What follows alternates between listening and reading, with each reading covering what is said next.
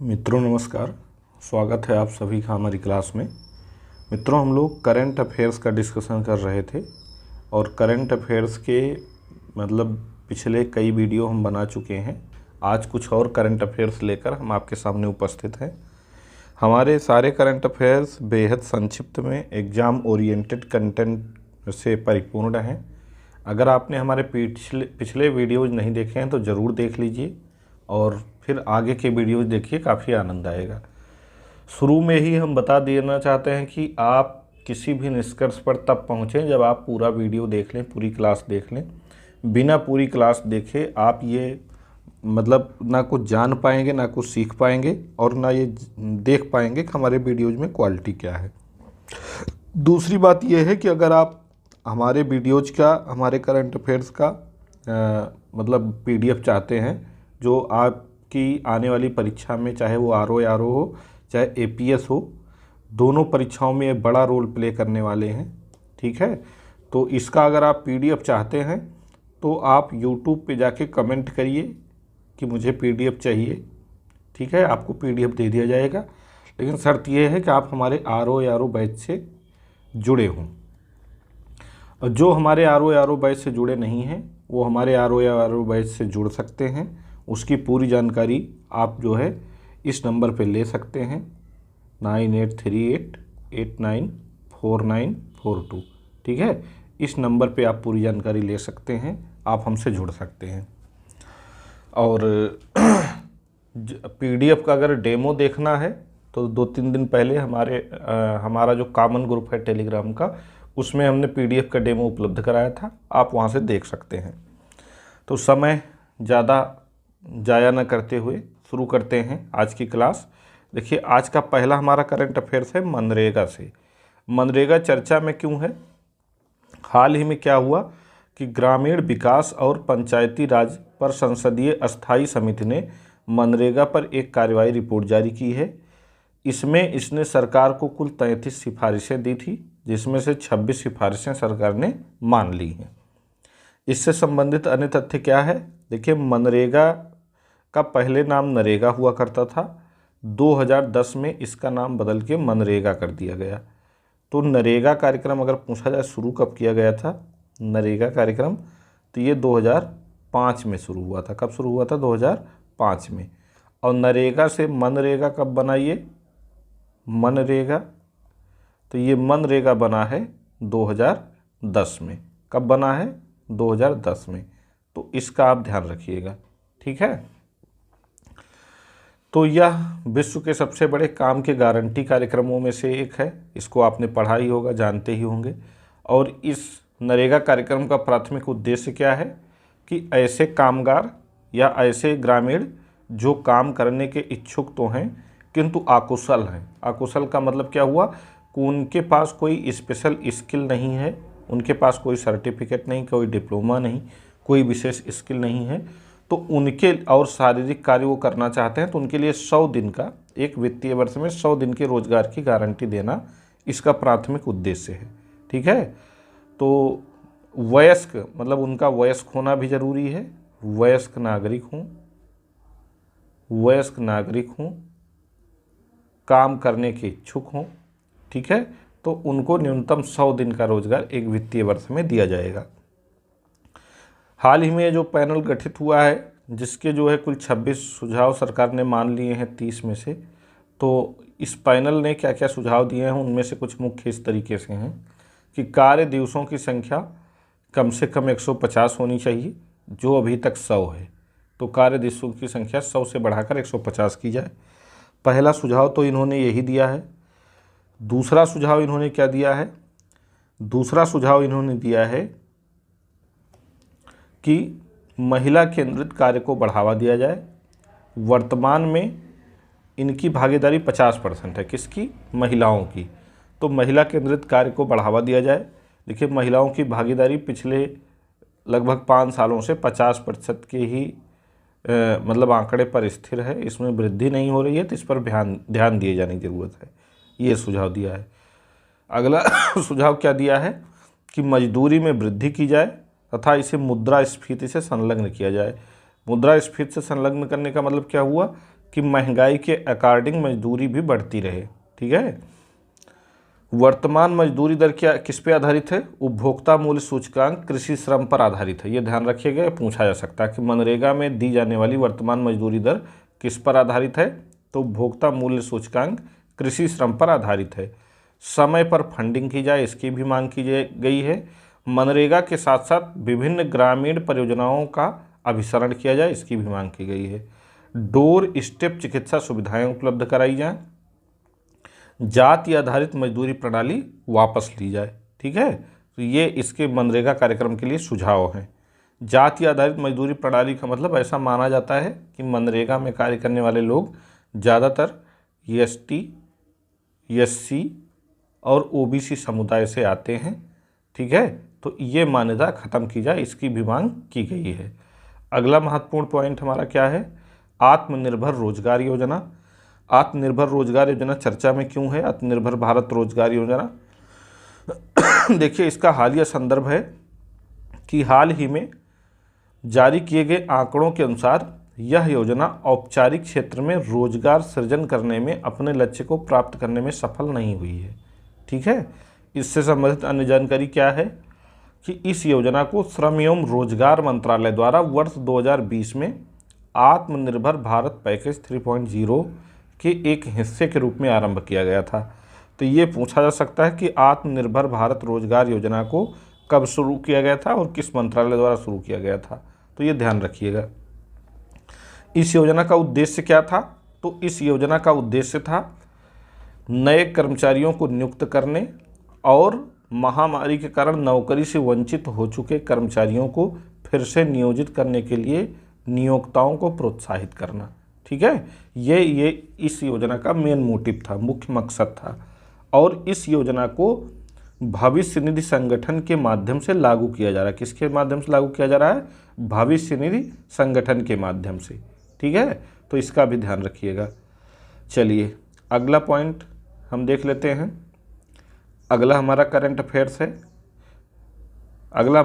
Affairs है कि उत्तर प्रदेश सरकार ने स्वतंत्रता दिवस पर 1.5 करोड़ परिवारों को नल के जल से जोड़ा है। कितने परिवारों को? 1.5 करोड़। और ये अपने आप में एक कीर्तिमान भी है, क्योंकि एक ही दिन में 1.5 करोड़ परिवारों को जोड़ने वाला उत्तर प्रदेश जो है पहला राज्य बन गया है देश का। ठीक है, यूपी जो है फर्स्ट स्टेट बन गया है, तो इसलिए ये खबर बहुत इम्पोर्टेंट हो जाती है। ठीक है, चलिए हालिया संदर्भ इसका क्या है कि हालिया संदर्भ उत्तर प्रदेश सरकार ने 15 अगस्त 2023 को केंद्र सरकार के जल जीवन मिशन के तहत 1.5 करोड़ ग्रामीण परिवारों को नल के जल से जोड़ा है। अन्य संबंधित तथ्य क्या है इसके कि जल जीवन मिशन हर घर नल योजना के तहत प्रतिदिन 40,000 से अधिक नल कनेक्शन यहाँ दिए जा रहे हैं। उत्तर प्रदेश एक दिन में सर्वाधिक नल कनेक्शन देने वाला पहला राज्य बन गया है। ठीक है, सर्वाधिक नल कनेक्शन देने वाला राज्य बन गया एक दिन में, तो ये पहला राज्य है। जल जीवन मिशन क्या है? हम जानते हैं कि जल जीवन मिशन को 2019 में आरंभ किया गया था केंद्र सरकार द्वारा, और इसका उद्देश्य है वर्ष 2024 तक प्रत्येक घर में नल से जल की आपूर्ति सुनिश्चित करना। देखिए, अगर हर घर नल योजना के तहत प्रत्येक घर में जलापूर्ति सुनिश्चित करने का लक्ष्य निर्धारित किया गया है और उसमें ऑप्शन में आ जाए 2024, 2025, तो आप किसको सही मानेंगे? 2024 को ही सही मानेंगे। इसका ध्यान रखिएगा, ये इम्पोर्टेंट है। ठीक है, अयोध्या में मंदिर संग्रहालय इसका हालिया संदर्भ क्या है? उत्तर प्रदेश सरकार ने हाल ही में भारतीय मंदिरों की स्थापत्य विरासत और वैज्ञानिक पहलुओं को प्रदर्शित करने के लिए अयोध्या में एक मंदिर संग्रहालय बनाने की घोषणा की है। और ये मंदिर संग्रहालय क्या होगा? यह संग्रहालय देश भर के हिंदू मंदिरों का गौरवशाली इतिहास बताएगा और सनातन की समग्र संस्कृति को प्रतिबंधित करेगा। यहाँ प्रतिबंधित नहीं होगा, यहाँ प्रतिबिंबित।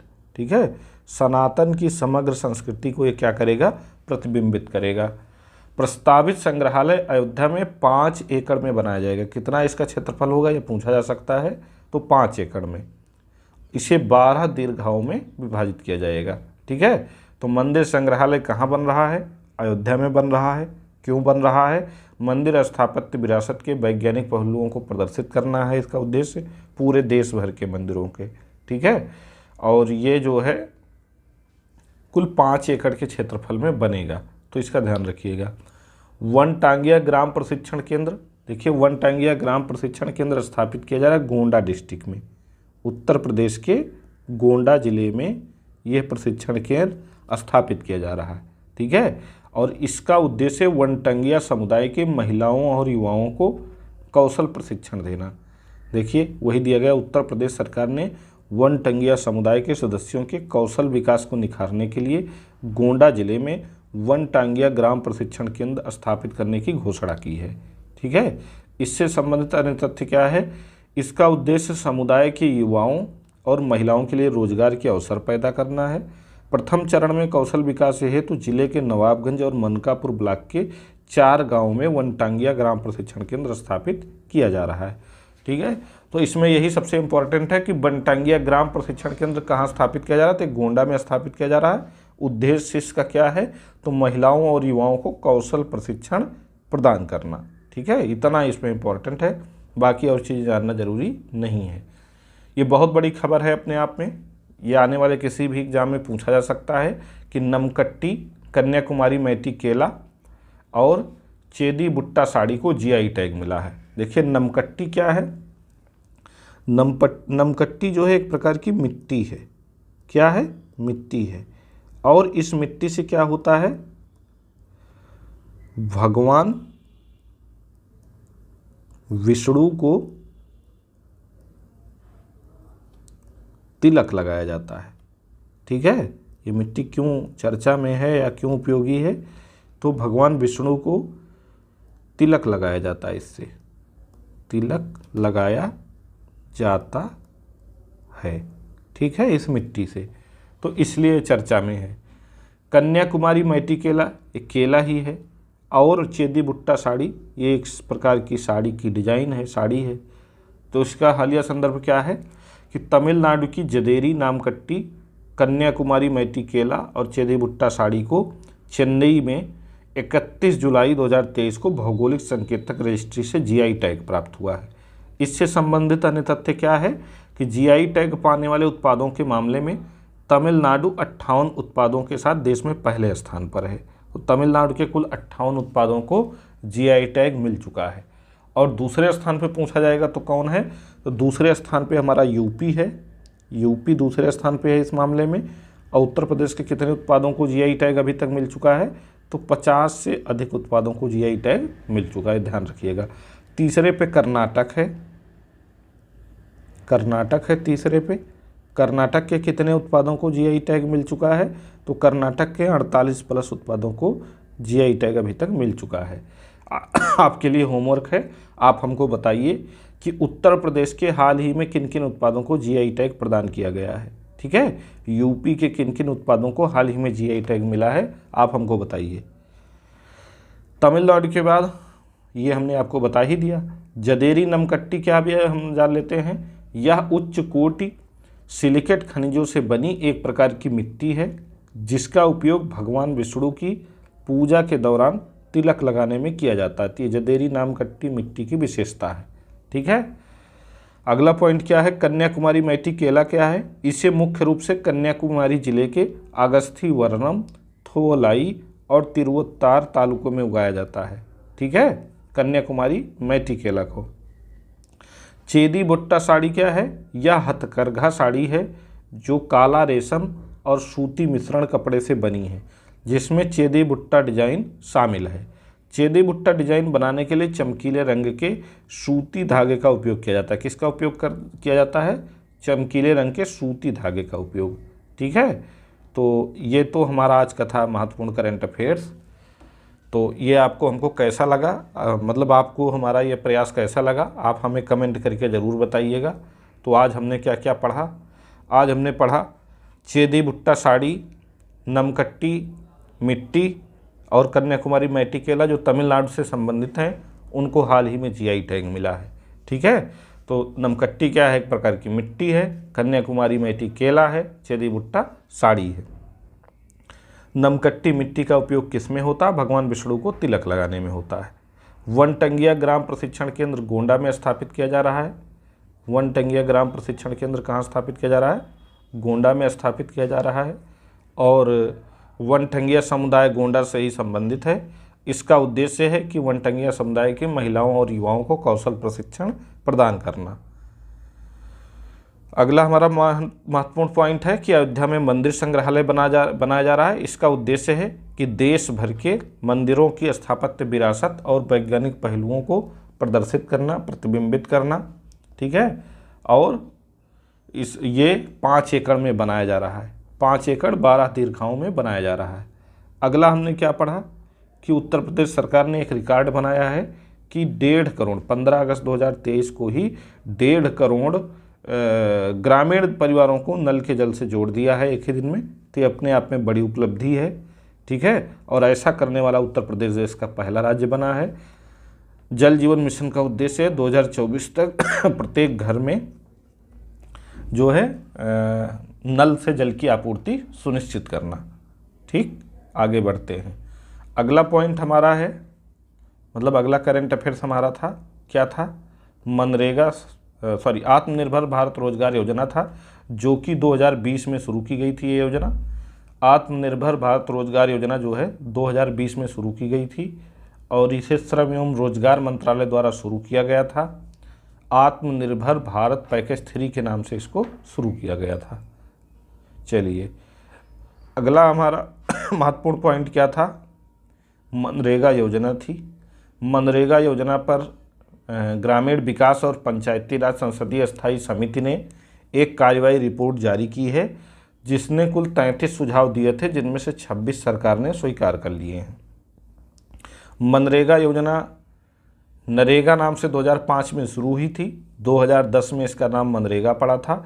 यह विश्व के सबसे बड़े काम के गारंटी कार्यक्रमों में से एक है। ठीक है। और यह इसमें किसको काम दिया जाता है? देश के जो वयस्क अकुशल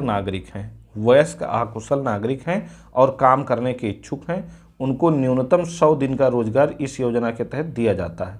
100 दिन का। ठीक है। लेकिन पैनल ने सुझाव दिया है कि रोजगार के दिनों की संख्या एक वित्तीय वर्ष में कम से कम 150 होनी चाहिए। महिला केंद्रित कार्यबल को बढ़ावा देना चाहिए, यानी महिलाओं की भागीदारी बढ़ानी चाहिए, जो 50% पर स्थिर हो गई है। मजदूरी दर को मुद्रास्फीति से जोड़ना चाहिए। वर्तमान मजदूरी दर उपभोक्ता मूल्य सूचकांक कृषि श्रम पर आधारित है। समय पर इसकी फंडिंग की जानी चाहिए और मनरेगा के साथ साथ विभिन्न ग्रामीण परियोजनाओं का भी अभिसरण इससे किया जाना चाहिए। डोर स्टेप चिकित्सा उपलब्ध करानी चाहिए, वेरी इंपॉर्टेंट फैक्ट है ये। और जाति आधारित मजदूरी प्रणाली वापस ली जानी चाहिए। ठीक है। तो ये तो था मनरेगा कार्यक्रम। तो इतना आज का हमारा करंट अफेयर्स था। आज का हमारा प्रयास आपको कैसा लगा? हमारा करंट अफेयर्स आपको कैसा लगा?